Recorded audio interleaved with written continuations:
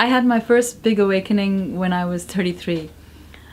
I've had a lot of awakenings since then, but that was the most memorable because the difference between where I was and who I became was very marked.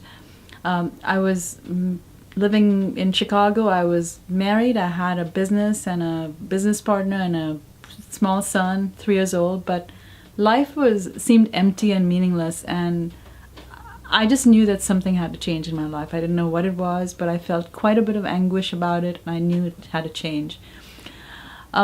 So I was casting about for something, and through a series of synchronicities, I came across a workshop called Warrior's Wisdom, which was held in Taos, New Mexico, by a teacher named Stuart Wilde, who just passed away a few weeks ago. So I went to the workshop, and right from when I got on the plane, something had changed inside of me. I felt this silence descend upon me, and the silence in the course of the next 3 days, in fact, in the course of the next 3 weeks, grew bigger and bigger. It was a profound silence, like some inner chatter had turned off. Stuart Wilde was a great teacher. He told a bunch of, he talked about metaphysics and about how there's this God force that's bigger than everything, and how we're it, and how we're universal and eternal and immortal and infinite. And he also had other things that kind of busted my belief systems and busted my behavior patterns. Like he would have us wake up really early, go to bed really late. So one of the things he had was these ropes course exercises to challenge your physical fears. And on day 2, I had done about 7 exercises already, and I came to the 8th one, and I said, I felt a profound indifference about doing that exercise, and I said, I don't want to do it. And the moderator said, well, think about why you don't want to do it. And I said, just to show you, I don't have any reason, I'll do it. So I did it. So I climbed up this tree. It was 70 feet up in the air, and I was on belay.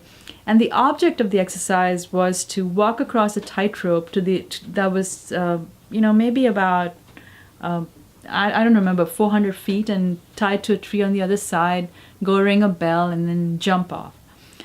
And you had to hook yourself to a pulley that was on another rope above you so that you could kind of propel yourself forward with the pulley so that you wouldn't be on the tightrope without any support.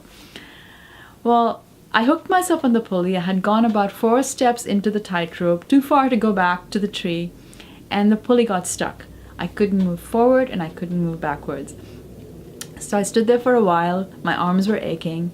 And then finally somebody suggested that I just let go. And so I let go, and I turned around very slowly, and I was standing on the high wire for a moment without any support, and then I fell.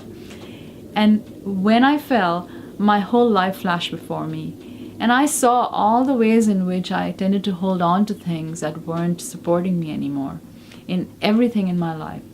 So I hit the bottom, and I was a changed person.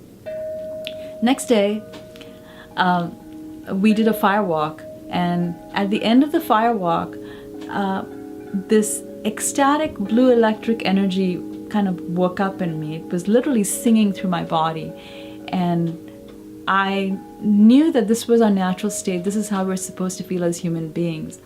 So I went home, and the ecstatic energy stayed with me for about 3 weeks, and my entire life changed. I left my marriage, left my business partner, everything ended. But what was really remarkable about this ecstatic energy was that it was not based on any conditions. It stayed whether I was going through, chaos. And so I went through circumstances that normally one would react with a lot of pain, and I went through those in complete ecstasy, and that was my first big awakening.